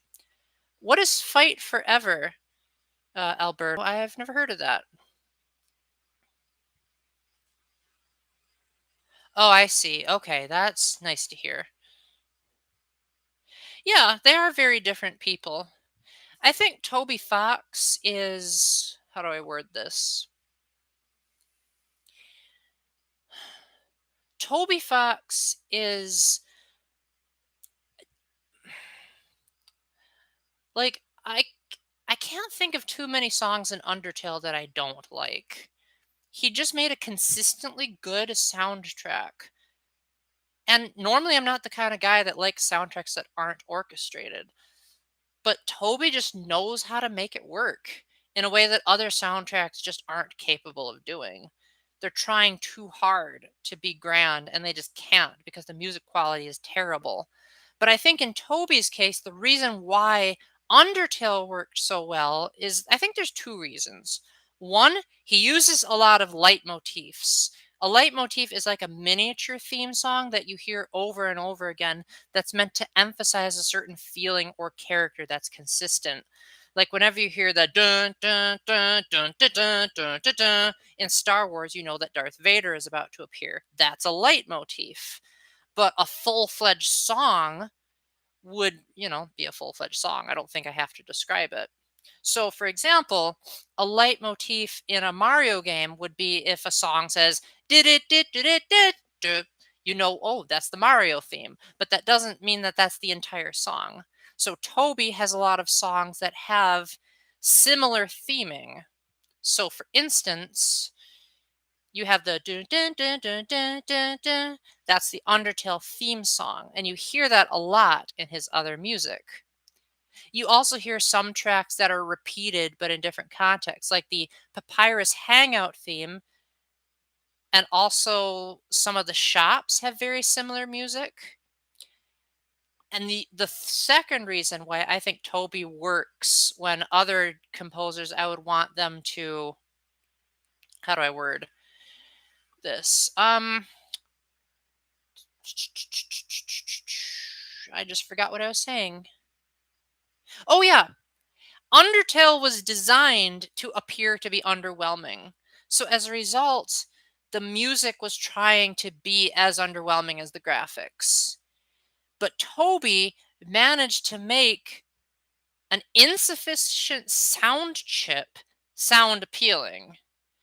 There are people that try to make the limitations of the hardware try to be something that they're not. And those are soundtracks like Chrono Trigger and pretty much every Super Nintendo game that I just cringe whenever I hear it. But with Undertale, it's melodically appealing. The leitmotifs are used really well, and it has some of the best boss music ever that isn't orchestrated. Like, even Super Mario Galaxy, the game that was known for having orchestras in a Mario game, had terrible boss themes. So, yay, Toby. Eh, I wouldn't exactly call that particular song a symphony. That was more of an orchestra. So, I can see why you would find it boring because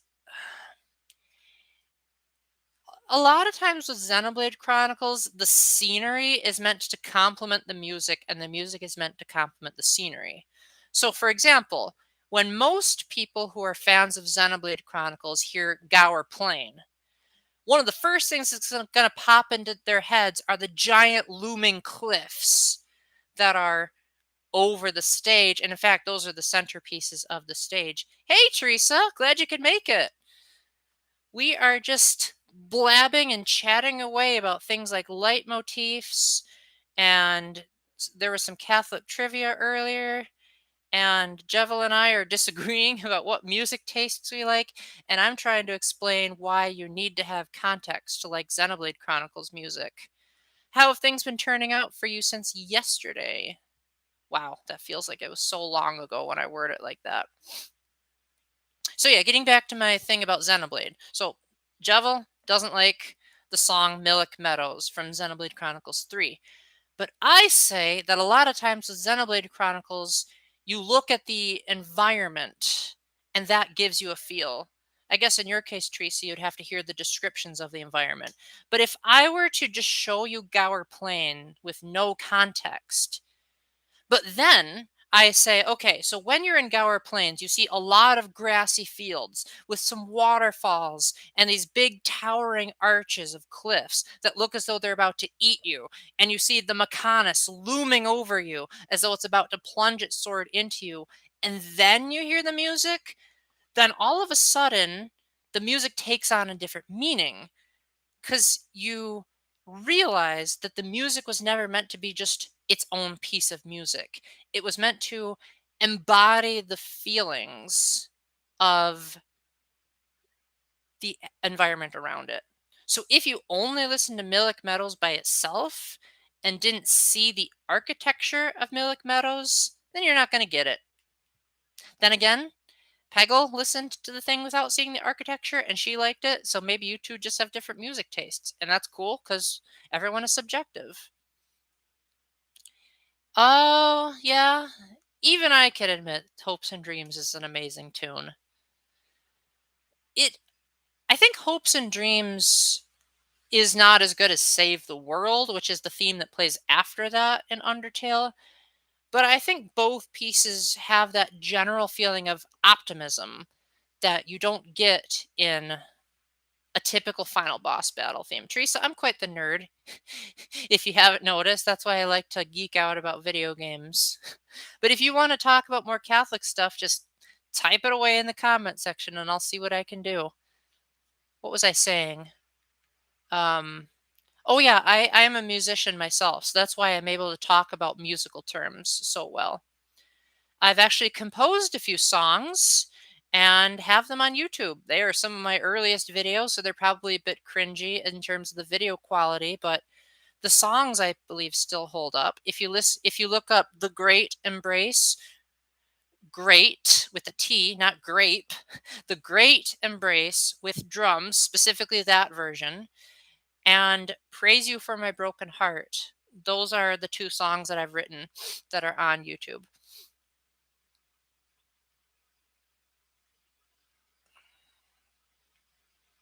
Yeah, that's another thing. If you bring up World Revolving, the thing about that song is that it encompasses ca- uh, it encompasses Jevel's character so well. And not only that, but it fits along with the general pattern of his attacks, which is the point of a battle theme. Is when you're in a battle, the music is meant to help immerse you in the battle. And since Undertale, or not Undertale, Deltarune has a lot of dodging and maneuvering around, it fits. It fits perfectly. And just it's melodically interesting because it has the leitmotif that I mentioned earlier, the dun, da, da, da, da, da, da, part in there. But Toby incorporates that into Jevel's melody so that you're like, oh, hey, it's that Deltarune feeling. And now I get it. Because Jevel, perhaps more than any other character, knows what it means to be trapped inside a video game. At least that's my personal theory is that Jevel had an epiphany that he was trapped in a, or that he realized that he was a video game character and that liberated him, whereas the others haven't gotten to that level of self awareness yet, except possibly Chris, because of the ending of Deltarune Chapter 2. And that's where I think the story is heading. Is it's going to start getting more meta? Teresa, I hope I'm not geeking you out too much. I tend to be a bit enthusiastic when people talk about my interests. Yeah, I suppose carnival feeling is a good one.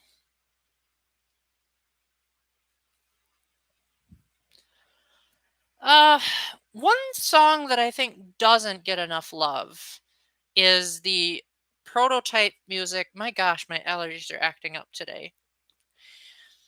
Is the new music changes in Sonic the Hedgehog 3 for the Carnival Night Zone. So, to put it into perspective, the original Sonic 3 had Michael Jackson and Brad Buxer working together on 6 of the music tracks, possibly more, but that part is debatable.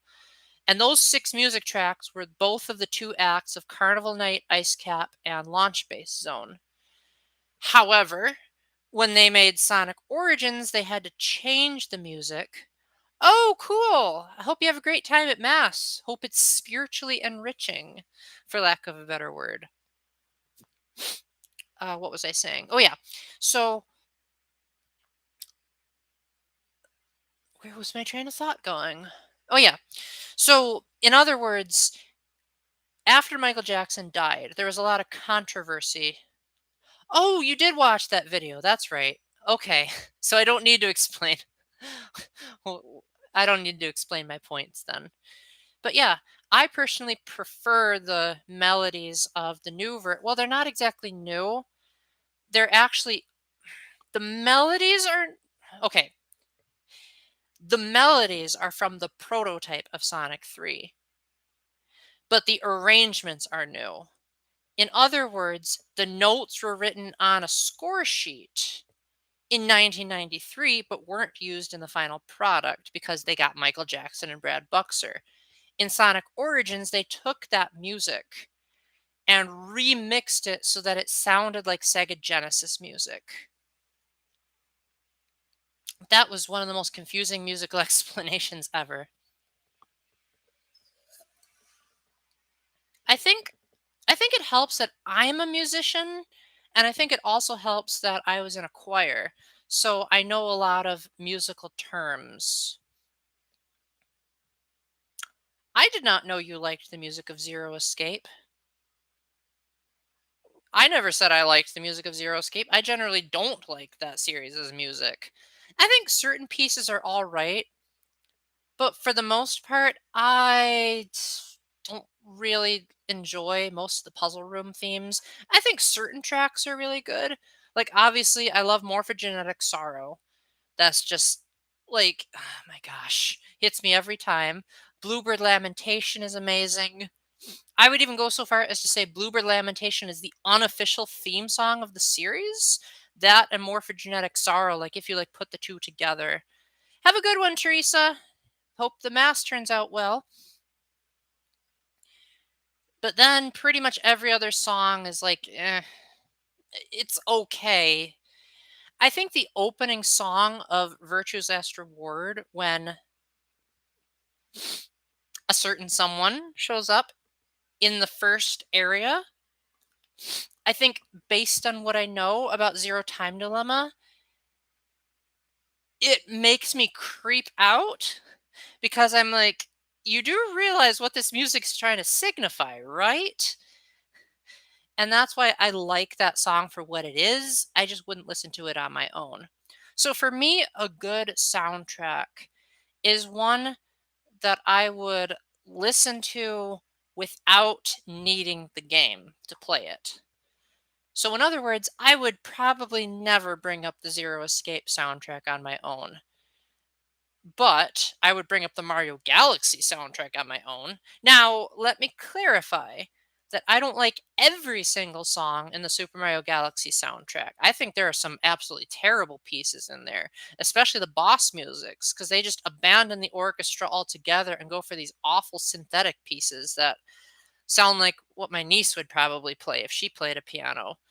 And I just I think it's a very inconsistent soundtrack. Like the highs are like amazing and the lows are like, ugh, this is the kind of music we wanted to get away from by putting in an orchestra.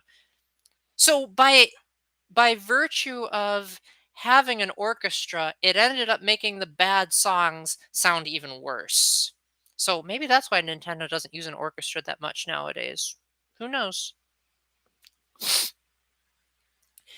Now, there are soundtracks that aren't orchestrated that I like. Like, I love Banjo-Kazooie's music because Greg Kirkhope knows how to make music samples sound realistic. Like, if you listen to Click Clock Wood, for instance, the springtime variation to be precise, because there's 4 versions of Click Clock Wood, you'll notice that there's a lot of crickets chirping, there's birds in the background, and you might be thinking it was just terrible audio recording. But that is in the song. So it's not just background noises. Grant Kirkhope was such a genius that his music was composed with sound effects in them. And those sound effects sound believable despite being on the N64. Where if you take games like Ocarina of Time, it does not sound like you are hearing the actual thing that it is trying to emulate. When you are hearing the nighttime chirpings and atmospheric songs, it doesn't sound believable. But in Banjo Kazooie, you do feel like you're in the middle of a rainstorm, and you do feel like he's playing that flute really well. And just other games just could learn a thing or two from Grant Kirkhope because my gosh, if you listen to the boss music in Banjo Tooie, I think a lot of people would probably be justified in thinking that's N64 music. Dang, that's darn amazing. Flare Fury was pretty all right. Yeah, I'll give it that much. Oh wow, my computer's finished charging, so I could probably unplug it then. Well, for me, nostalgia does play a factor in some soundtracks, but not every single one of them. Like, I can look back at, say, Ocarina of Time's music, and I can say that they fit, but if you were to ask me to listen to Hyrule Field constantly and then show me the Ocarina of Time 3D credits theme, I'd be like, yuck. Some of those synthesized trumpets just sound terrible. And my nostalgic side, if I were purely blinded by nostalgia, I would have said that I really liked the Hyrule Field theme because it was the first time I had ever experienced a Nintendo 64 game that made me feel like I was going on an adventure. But a person who's nostalgic just likes something no matter what it does. They can't look back at something in a critical eye and say, maybe I didn't like this as much as I thought I did. Like, I can go back to Super Mario 64 and I can complain about things that I didn't complain about when I first played it. But yes, I would agree with you. I do think Dire Dire Docks has held up really well. And I think it also fits the slower paced atmosphere of the water stages really nicely. Yes, Spiral Mountain is amazing. All of those tunes are amazing. Freeze Easy Peak, I would dare to say that I like Freeze Easy Peak even more than actual Christmas music. It's just, it's that kind of song that I would play to someone who wants um, instrumental Christmas music that's not Christmas music. And I'd be like, Freeze Easy Peak, there you go. And I'm so glad that they kept it unchanged in Smash. I would have liked a remake, but I feel like with so many people thinking that song is legendary, that if they had tried to remake it, inevitably someone would have said it was inferior. Yes, Gobi's Valley is pretty awesome. I think I might prefer the Smash remake, actually, because the original version, I mean, it's not bad. Like, there's not a single bad song in Banjo Kazooie, in my opinion. But the Smash remix just is catchier. It incorporates Gruntilda's lair into the theme, which makes it even more epic. And I think it just sounds like it fits the style of Smash, which I generally like better anyway. Oh man, the Spiral Mountain remix was legendary. Oof, Grant Kirkhope really outdid himself there.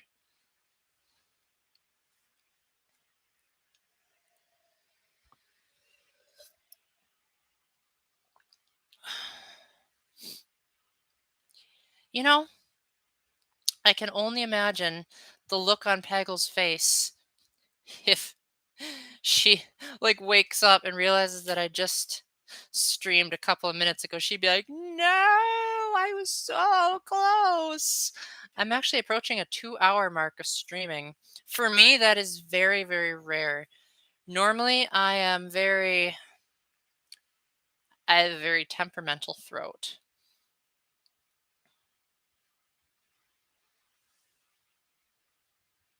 The only mascot? What about Captain Falcon? Because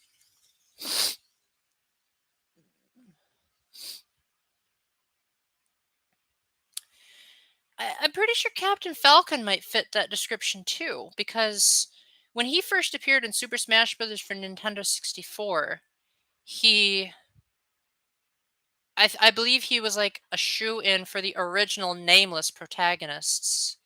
Okay, third party.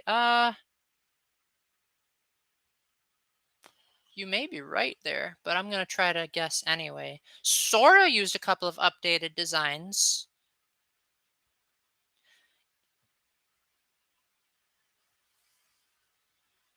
Oh, I see. You're saying not used an updated design. I see. I see. Mega Man. Mega Man used the design from his very first game. So, there you go. Theory denied. Because Mega Man has had plenty of redesigns, and the design they used in Smash was the one for the very first Mega Man game.